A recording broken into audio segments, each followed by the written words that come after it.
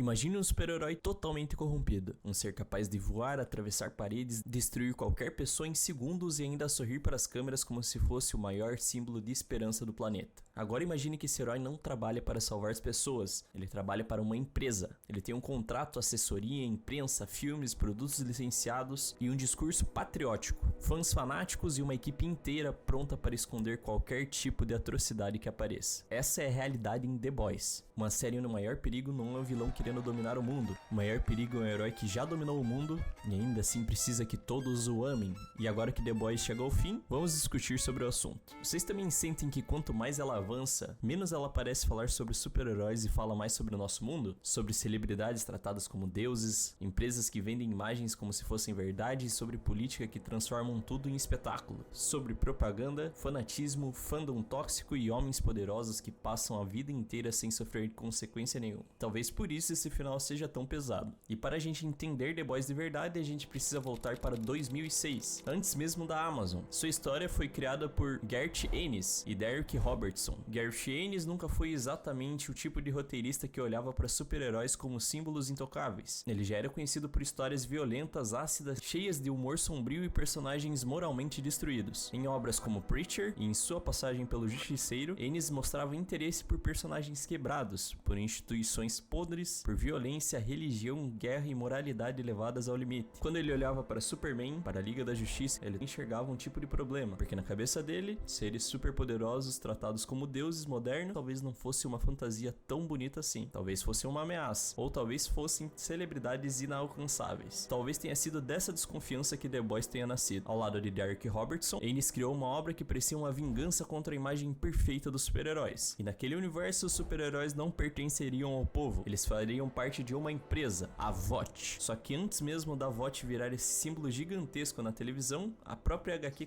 quase não sobreviveu. The Boys estreou em outubro de 2006 pela Wildstorm, um selo ligado a DC Comics. E aqui existe uma ironia enorme. Uma das maiores editoras de super-heróis do mundo estava publicando uma HQ que atacava justamente a ideia dos super-heróis. E não demorou muito para dar problema. Depois de apenas 6 edições, a série foi cancelada. E o motivo? The Boys era extrema demais. E acima de tudo, anti-super-herói demais para continuar ali dentro. E é claro que a HQ não estava fazendo apenas uma paródia inocente. Ela pegava figuras que lembravam Superman, Mulher Maravilha, Flash, Aquaman, X-Men e vários outros ícones dos quadrinhos e transformava tudo em uma crítica brutal sobre fama, poder e impunidade. Mas esse cancelamento não foi o fim, ele deu liberdade para a obra. E em 2007, a Dynamite Entertainment assumiu a publicação e deu a Ennis e Robertson o espaço que eles precisavam para continuar a história. E foi aí que The Boys realmente cresceu. A série seguiu até 2012, chegando a 72 edições na linha principal, além de especiais e spin-offs como Hero Gasm, Highland Lady e Butcher, Baker e Candless Stickmaker. Esses nomes já mostravam o tipo de obra que The Boys era. Estava muito longe de ser elegante e tão pouco segura. Ela queria mostrar um novo tipo de história. E no começo ela parecia assim uma piada cruel sobre os super-heróis corrompidos. Mas com o tempo ela virou uma pergunta séria. Se super-heróis existissem de verdade, quem controlaria esses deuses? E talvez a resposta possa ser simples. Uma empresa. Mas com uma HQ tão violenta, polêmica e difícil de adaptar, conseguiu virar uma das maiores séries da Prime Video. E é aí que a história da primeira grande virada. Antes de virar série, The Boys já era uma obra muito mais cruel do que a gente imagina. E não apenas porque os quadrinhos tinham mais violência, mais sexo ou cenas grotescas. A diferença era um pouco mais profunda. A HQ original era mais raivosa, cínica e direta. Enquanto a série da Amazon transforma The Boys em uma sátira política, midiática e emocional sobre o nosso tempo, os quadrinhos funcionavam como uma marreta contra o gênero de super-heróis. Como se Garth Ennis pegasse cada símbolo clássico da Marvel ou da DC e perguntasse: e se por trás disso tudo só existisse abuso, dinheiro, impunidade e marketing? Nos quadrinhos, os Boys não eram apenas um grupo quebrado tentando improvisar uma guerra contra os supers. Eles são uma força clandestina ligada às operações de inteligência, muito mais próxima de uma equipe paramilitar do que um grupo de azarados tentando sobreviver. A série deixa Rio e Bruto, Leitinho, Francês e Kimiko mais vulneráveis por mais tempo. Já a HQ coloca essa guerra em um nível mais sujo desde o começo, e isso muda totalmente a sensação da história. Na série, quando Huey vê a Robin morrer pelas mãos do Trem-Bala, a gente sente que ele foi arrastado para um mundo impossível. Já nos quadrinhos, ele também é um homem comum entrando nesse pesadelo, mas o universo ao redor dele parece ser ainda mais podre. Os boys estão mais preparados, mais violentos e mais dispostos a usar as mesmas ferramentas dos inimigos. Uma dessas ferramentas é o Composto V.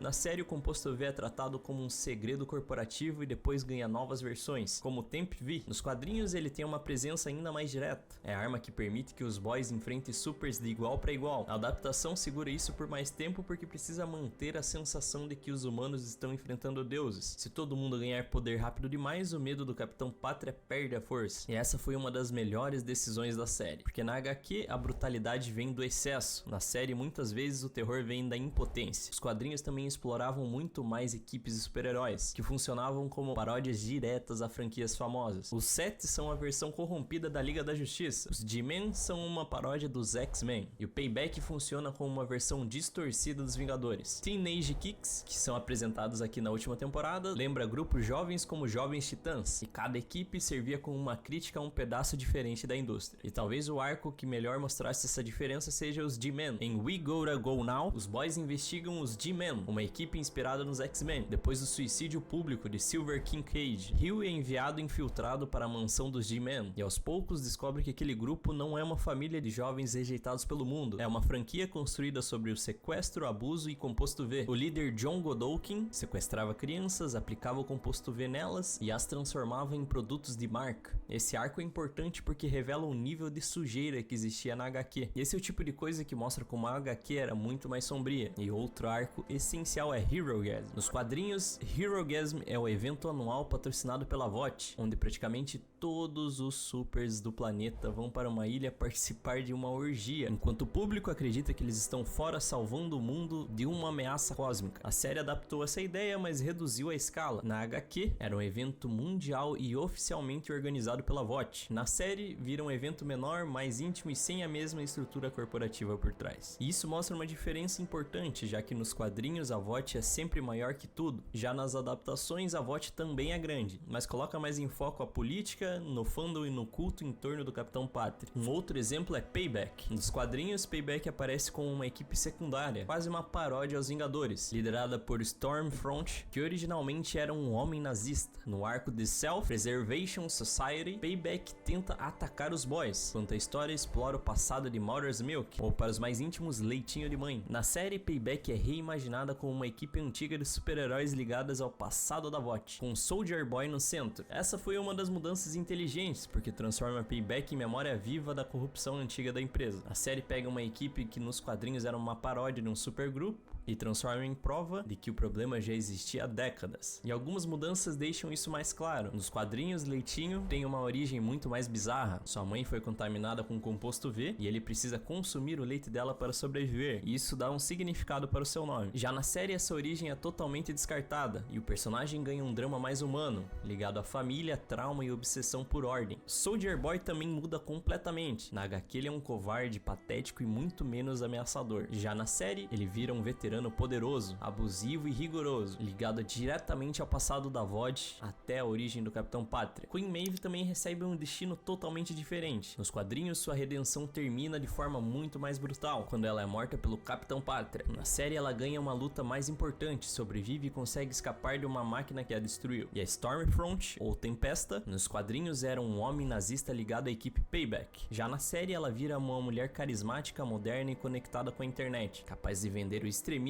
como rebeldia digital. A mudança deixa o personagem muito mais atual. Ryan talvez seja uma das maiores mudanças. Nos quadrinhos, o filho de Becca e Capitão Pátria é morto por Billy Bruto, logo após nascer. Na série, Ryan sobrevive e se torna centro moral da guerra entre Bruto e Capitão Pátria. E isso muda tudo, porque dá a Bruto uma chance de não ser apenas vingança, dá a ele uma responsabilidade. E a maior diferença de todas é em Black Noir. Nos quadrinhos, Black Noir é um clone de Capitão Pátria, criado pela VOT para um plano plano de contenção caso o Capitão Pátria saísse do controle. E isso torna Noir uma das revelações mais perturbadoras da HQ. Na série, a revelação é abandonada e Noir ganha uma identidade própria, mais trágica e silenciosa. E talvez essa seja a melhor forma de resumir a adaptação. A Amazon não copiou completamente The Boys, ela apenas traduziu, porque se a série tivesse adaptado tudo literalmente de cabo a rabo, talvez virasse apenas um choque pelo choque, mas o tempo começou a trabalhar a favor de The Boys. Enquanto a HQ já tinha terminado sua história nos quadrinhos, o mundo real estava mudando. Os super-heróis deixavam de ser apenas personagens de gibis e viraram o centro da cultura pop mundial. A Marvel dominava os cinemas, a DC tentava construir o seu próprio universo. E sem perceber, o mundo já estava ficando pronto para a pergunta que The Boys já faz desde 2006. E se tudo isso fosse uma mentira muito bem vendida? E em 2015, a Cinemax chegou a se aproximar da adaptação da obra. O projeto começou a circular, mas acabou não indo para frente. E a virada veio quando grandes nomes como Seth Rogen, Evan Goldberg e Eric Kripke entraram no caminho da obra. Seth Rogen e Evan Goldberg já conheciam bem o território de Garth Ennis. Eles tinham participado da adaptação de Preacher, outra obra difícil, provocadora e cheia de humor ácido. Eles sabiam que adaptar Ennis não era simplesmente pegar o quadrinho e copiar cena por cena, era entender o espírito da obra, a provocação, o nível de violência e o absurdo. Mas o nome que realmente moldou The Boys para a televisão foi de Eric Kripke, que vinha de Supernatural, uma série que durou anos misturando horror, drama, humor e mitologia popular. E em The Boys, ele entendeu que uma coisa era essencial. Se a HQ era uma crítica dos super-heróis dos quadrinhos, a série precisava ser uma crítica aos super-heróis da era moderna. E a era moderna não era mais só sobre gibis, era sobre redes sociais, marketing, assessoria de imprensa, celebridades, política, fandom e empresas tentando controlar a narrativa o tempo inteiro. E quando a Amazon abraçou o projeto em 2017, The Boys finalmente encontrou o lugar onde poderia existir sem precisar pedir tantas desculpas. O streaming dava liberdade total, e em 26 de julho de 2019, The Boys estreia no Prime. A primeira temporada começa com uma cena que resume toda a obra em poucos minutos. Hugh está vivendo um momento simples, romântico, quando a sua namorada Robin é atravessada pelo trem-bala. Um super-herói correndo em velocidade absurda. É uma cena brutal, mas ela não existe só para ser chocante. Ela mostra o ponto central de The Boys. Para supers, pessoas comuns podem virar apenas um dano colateral. E o pior não é só a morte. O pior é o que vem depois. A empresa tenta transformar toda aquela tragédia em um acordo, em desculpa política e controle de imagem. The Boys funciona boa parte porque cada personagem representa uma parte diferente da crítica. E o primeiro de todos é o falso deus. Capitão Pátria é o Superman sem alma, a imagem perfeita de esperança americana transformada em narcisismo, carência e violência. Nos quadrinhos ele é uma ameaça absoluta, quase uma força de destruição caminhando com capa, mas na série ele fica muito mais assustador porque parece real. Ele sorri em entrevistas, discursa para multidões, manipula os fãs e chora por aprovação. E o terror do Capitão Pátria não é só o laser nos olhos, é o fato de que ele precisa ser amado, porque quando o homem mais poderoso do planeta Terra depende da adoração do público, todo mundo vira refém da vaidade dele. Já a Queen Maeve é a Mulher Maravilha depois que o mito acaba. Nos quadrinhos ela parece uma heroína destruída pelo cinismo, quase apagada pela decadência do set. Já na série ela ganha muito mais peso emocional. Maeve é alguém que já acreditou em heroísmo, mas passou tempo demais dentro da máquina VOT. Ela sabe que tudo ali é um teatro, e mesmo assim por muito tempo ela continua dentro daquele sistema. Já Trem-Bala é a paródia do velocista perfeito, o Flash transformado em um atleta viciado em performance, fama e aprovação. A morte de Robin logo no início da série mostra isso de forma brutal, e o Profundo nasce como uma paródia perfeita de Aquaman, mas a série transforma o personagem em algo ainda mais patético, um homem desesperado para ser levado a sério, o cara que curte umas brincadeiras meio diferentes e que luta por respeito, relevância e redenção, mas quase sempre acaba revelando o vazio por trás da masculinidade heróica. Já Soldier Boy é o Capitão América visto pelo lado mais sombrio da nostalgia. Nos quadrinhos, ele é a piada cruel como um soldado patriótico, muito mais covarde e muito mais patético. Já na série ele ganha outra dimensão. Ele vira um herói antigo, abusivo, violento, preso em uma ideia ultrapassada de masculinidade e patriotismo. Ele representa a fantasia de que antes era melhor, mesmo quando o passado era cheio de violência, abuso e mentiras. Já N. January, a Luz Estrela, começa com uma pessoa que ainda acredita no mito. Ela entra no set achando que poderia ser uma heroína de verdade, mas aos poucos descobre que esse sonho é uma vitrine. A VOT não quer uma heroína, ela quer alguém que vê venda uma imagem pura, bonita e obediente. E é por isso que a jornada dela importa bastante. Anne é uma pessoa que entra na máquina acreditando em justiça e sai entendendo que às vezes ser heroína significa destruir a instituição que te vendeu como símbolo. E o Billy Bruto é o outro lado dessa moeda. Ele não tem capa nem discurso de inspiração e também não finge ser bom. Nos quadrinhos, Billy Bruto é ainda mais extremo, mais brutal e muito mais próximo de se tornar o próprio monstro que ele diz combater. E na série ele continua violento, vingativo e moralmente perigoso, mas ganha uma camada emocional mais forte por causa da perda de Becca e da relação com Ryan. Bruto é uma pergunta ambulante: até onde você vai para destruir os monstros antes de virar um deles? Já Hughie é um homem normal jogado dentro de uma jaula de leões. Nos quadrinhos, ele é um escocês e foi visualmente inspirado em Simon Pegg. Já na série, ele se torna um americano mais tímido, frágil e mais próximo do público comum. E a sua história começa com ele querendo entender porque a vida dele foi destruída e porque ninguém poderoso parece pagar por isso. E a primeira temporada é a queda da ilusão. Tudo começa com aquele início que todos já conhecem. Hughie perde a namorada e fica completamente paralisado. E é nesse dilema que Billy Bruto aparece. Bruto surge como um homem que já sabia a verdade. Ele não está impressionado com capas, discursos ou sorrisos. E no decorrer da história, eles explodem um super. E o enredo da temporada gira em torno deste acontecimento. Enquanto isso, a Luz Estrela entra no set acreditando que finalmente vai realizar o sonho de ser uma heroína de verdade, mas também descobre que tem um preço a se pagar para entrar. E no centro dessa vitrine está o nosso querido Capitão Pátria, que na primeira temporada ainda tenta parecer controlado. Ele é o rosto perfeito da VOT e o símbolo máximo da América. Mas aos poucos a série revela que por trás daquele sorriso existia algo muito mais perigoso. Um homem com um poder absoluto e emocionalmente quebrado. E a segunda temporada mostra que a mentira pode ser ainda mais perigosa quando encontra uma multidão disposta a acreditar nela. E com a chegada de Tempesta, The Boys deixa de falar apenas sobre celebridade com poderes e começa a falar sobre fanatismo. No começo ela parece diferente dos outros membros do set, mais rebelde, espontânea e muito mais conectada com o público. Ela fala a língua da internet, usa ironia, memes e age como se estivesse acima do marketing tradicional da VOT. E é por isso que ela é perigosa. Tempesta entende que a propaganda moderna não precisa parecer como uma propaganda, ela pode parecer autenticidade.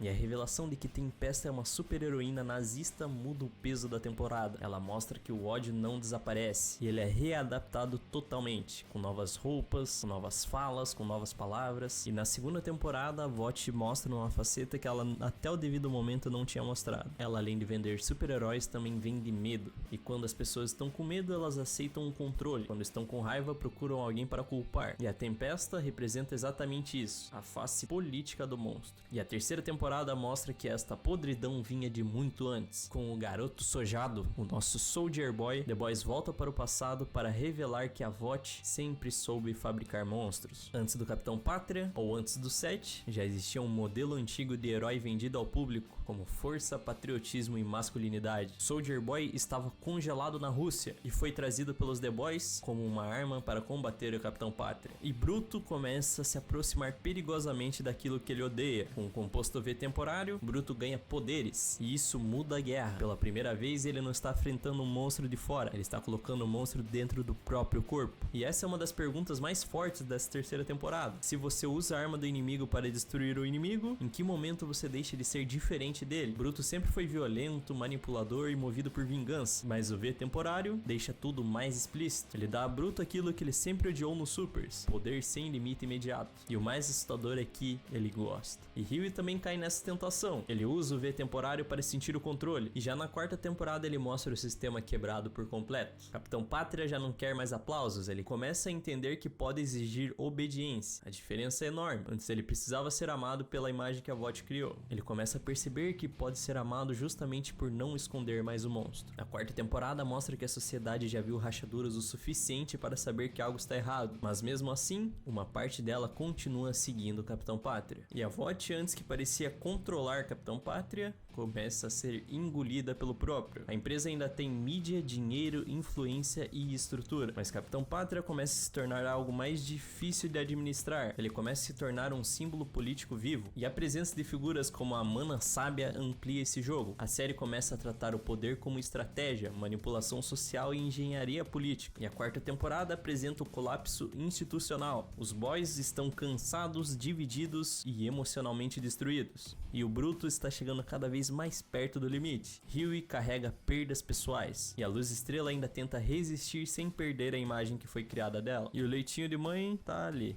E agora estamos vivenciando aqui. Leitinho estão presos em um campus de detenção chamados de Campus da Liberdade, enquanto Annie ainda tenta organizar uma resistência contra o regime. E a sinopse oficial da temporada resume esse novo mundo como um mundo de Capitão Pátria. Até o momento estamos no episódio 6 da temporada, que intensifica essa guerra em várias frentes. Na televisão, a expansão tomou outro caminho. The Boys apresenta Diabolical, foi o primeiro spin-off lançado. É uma antologia animada, com episódios curtos, estilos diferentes e histórias que expandem o absurdo daquele universo. Segundo o ANME, a série teve 8 episódios e contou com vozes de atores da série principal. Diabolical mostra que The Boys pode mudar a forma sem perder a ideia central. Poderes não tornam ninguém melhor, às vezes só tornam mais perigosas. E depois veio Gen V, talvez seja a expansão mais importante porque pega o conceito da VOT e aplica na juventude. A série acompanha jovens supers na Universidade de Godolkin, uma universidade criada para transformar futuros super-heróis e preparar candidatos para entrar no set, justamente como um spin-off sobre jovens adultos superpoderosos competindo por uma chance de entrar no set. Mas a inspiração vem dos quadrinhos. Gen V é literalmente baseado no arco We Gotta Go Now,